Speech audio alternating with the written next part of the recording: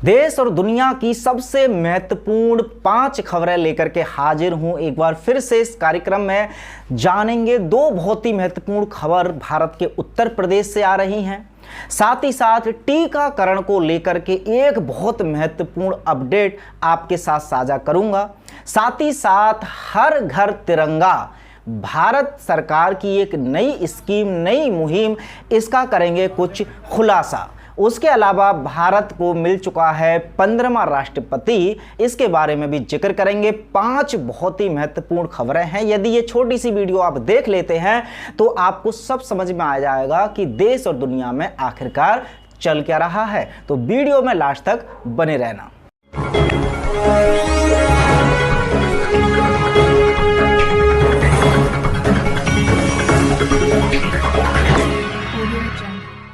नमस्कार, मैं हूं सुमित आजाद और आप देख रहे हैं ग्लोबी न्यूज।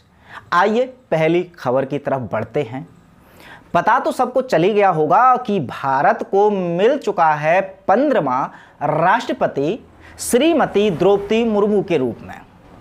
झारखंड की थी ये पूर्व गवर्नर, एक महिला का, ऊपर से वो जिस जाति से आती हैं या जिस ग्रुप से आती हैं, उस ग्रुप का राष्ट्रपति बनना ये एक सम्मानजनक बात है और एक ऐतिहासिक फैसला ऐसा बताया जा रहा है। पूरे भारत में काफ़ी चर्चा भी हो रही है राष्ट्रपति की।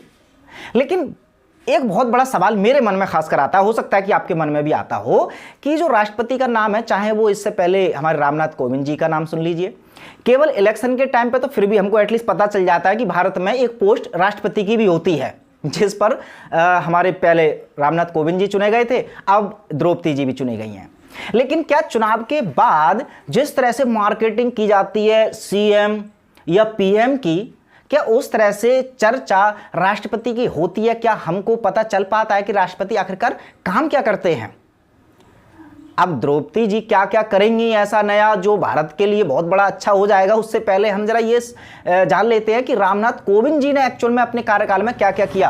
अगर आपसे 5 काम भी गिनाने को बोल दें, काम तो छोड़ दीजिए, अगर आप से मैं पूछूं कि कब कब रामनाथ कोविंद जी चर्चे में आए, तो शायद हो सकता है कि आपको बताना मुश्किल पड़े, क्योंकि राष्ट्रपति को सिर्फ एक सिंबल के तौर पर कि हाँ एक जैसा एक इलेक्शन के टाइम पर या कोई अवार्ड दिए जा रहे हैं उस पर एक मोहरा के रूप में यूज़ किया जाता है। लेकिन क्या सच में हमारे संविधान में राष्ट्रपति को सिर्फ उतनी ही शक्तियां दी गई हैं जितनी शक्तियां आज के वर्तमान के राष्ट्रपति इस्तेमाल करते हैं, या फिर संविधान की धज्जियां उड़ा करके, संविधान का मजाक बना करके राष्ट्रपति की शक्तियां सिर्फ संविधान तक सिमट के रह गई हैं और संविधान राष्ट्रपति से ज़्यादा सर्वोच्च पद वाला जो एक्सपीरियंस है या पॉपुलैरिटी है या सम्मान है वो ये सीएम और पीएम ले जाते हैं।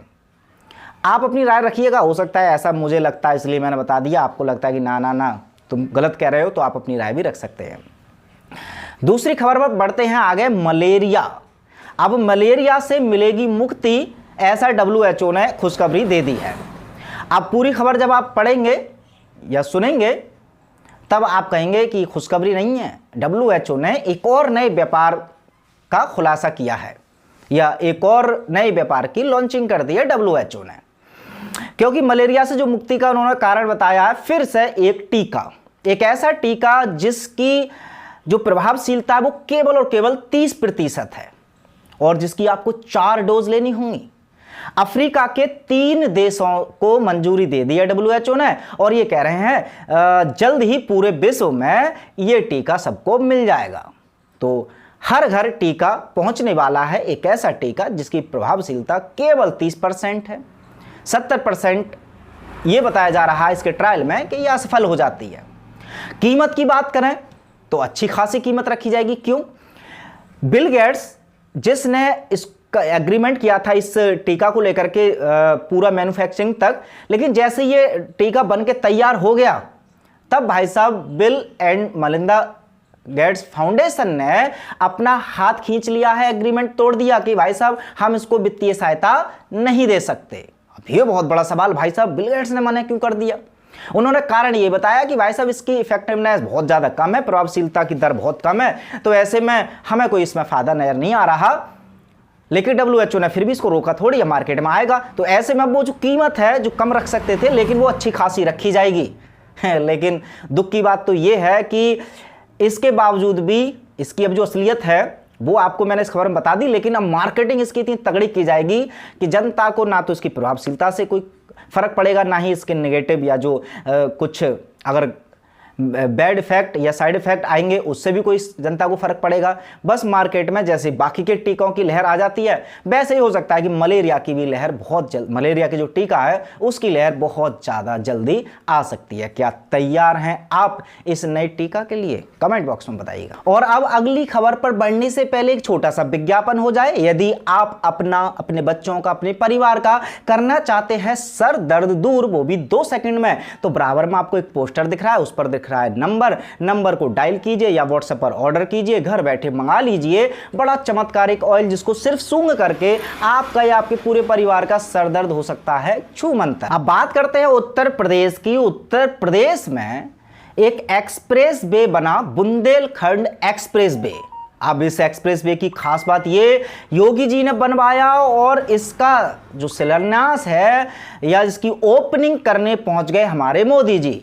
तो मोदी और योगी की ये बहुत बड़ी उपलब्धि मीडिया ने बड़े जोरों शोरों से चलाई थी, लेकिन उसी एक्सप्रेस वे का जब सामना हुआ इस मानसून से, तब इसका हाल क्या हो गया आप तस्वीरों में देख सकते हैं। पूरी तरह से ये एक्सप्रेस वे की उड़ गई धज्जियां।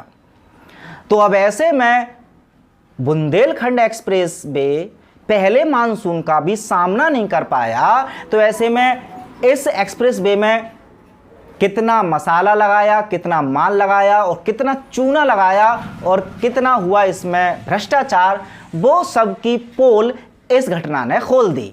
अब खूब जमकर सोशल मीडिया पर उड़ाया जा रहा है मोदी से लेकर के योगी तक और योगी के उस एक्सप्रेस वे का कि अब खुल गई आपके कार्यों की पोल, इस मानसून ने खोल दी। तो चलिए अब बढ़ते हैं एक और खबर जो कि उत्तर प्रदेश की ही है, और यह खबर है चौथी।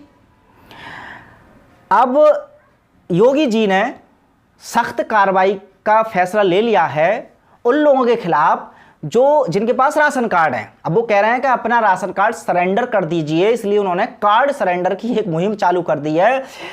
अगर आप खुद से राशन कार्ड को सरेंडर कर देंगे, लो भाई साहब अब हमको राशन नहीं चाहिए, तब तो ठीक है, वरना हम अब जांच करेंगे आप कार्ड के पात्र हैं भी या नहीं।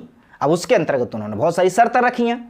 अगर सरकार को ऐसा लगा कि आप पात्र नहीं है राशन लेने के लिए, तो आपका राशन कार्ड जो अभी तक आप फायदा उठा रहे थे सरकार के राशन का या बाकी की सुविधाओं का, वो आप नहीं उठा पाएंगे। अब सवाल होंगे कुछ डायरेक्ट जनता से सर्वे के द्वारा, जिसके बाद फैसला लिया जाएगा सरकार के द्वारा। सवाल कौन कौन से पूछे जा रहे हैं आइए मैं आपको बताता हूं। देखिए, पहला तो ये कह रहे हैं कि हर एक कार्ड धारक से पूछा जाएगा, भाई साहब आप कितना राशन लेते हैं डीलर से और आपके घर में कितने बच्चे हैं, क्यों लेते हैं इतना राशन। उसके अलावा कुछ विचित्र क्वेश्चन भी हैं कि 3 साल से ऊपर के आपके बच्चे हैं तो कितनी देर इंटरनेट चलाते हैं, ये बताइए। बच्चे जब रोते हैं तो उनकी मां उनको चुप कराने के लिए क्या मोबाइल इस्तेमाल करने के लिए बच्चों को देती है, हाँ या ना। अब ये सवाल, हालांकि आप गूगल कर लीजिएगा, ये है सच्चाई है, मैं अपनी तरफ से बना के नहीं बोल रहा हूं, सर्वे में इस तरह के क्वेश्चनों का समावेश किया गया है। तो आखिरकार ये किस तरफ इशारा कर रहे हैं योगी जी के इस सर्वे का, अगर आप समझ गए हो तो कमेंट बॉक्स में बता देना, और अगर नहीं समझे हो तो अगली खबर देख लीजिए, 5वीं।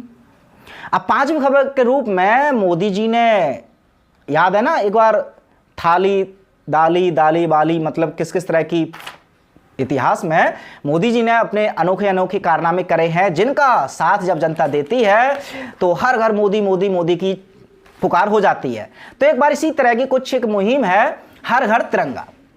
सबसे पहले तो भाई देश का सम्मान है तिरंगा, तो इसके बारे में मैं कोई भी अपनी तरफ से ऐसी कोई राय नहीं रख रहा हूं, या ये जो खबर साझा कर रहा हूं तो इसमें कोई भी ऐसी टिप्पणी मैं नहीं कर रहा हूं ताकि किसी भी शब्द के लिए तिरंगा की सम्मान में कोई कमी आए या कोई अपशब्द कहे। बस इसका जो रिलेशन है मोदी जी से, इसलिए थोड़ा मोदी जी के बारे में बता देते हैं। मोदी जी की योजना क्या पहले वो सुन लीजिए।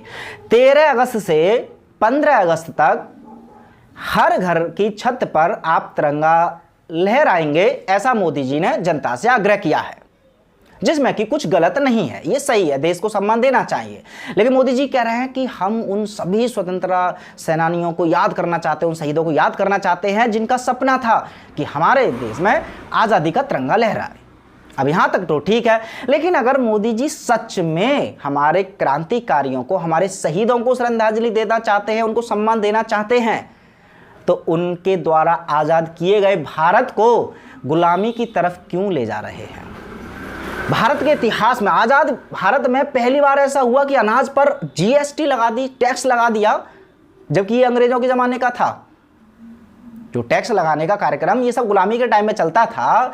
तो क्या अब ये इस हद तक गुजर जाना कि एक तरफ आप वो जो गुलामी वाला दौर था वो वापस ला रहे हो और दूसरी तरफ जनता को लॉलीपॉप देते हुए बता रहे हैं कि हम आज़ाद हैं? आप अपनी राय अब कमेंट बॉक्स में रखिए। मैंने 5 खबरें थी वो आपको बता दी हैं। आप बताइए 5 में से आपको कौन सी खबर काम की लगी। मिलते हैं और खबरों के साथ अगली वीडियो में, तब तक अपना ख्याल रखें। जय हिंद।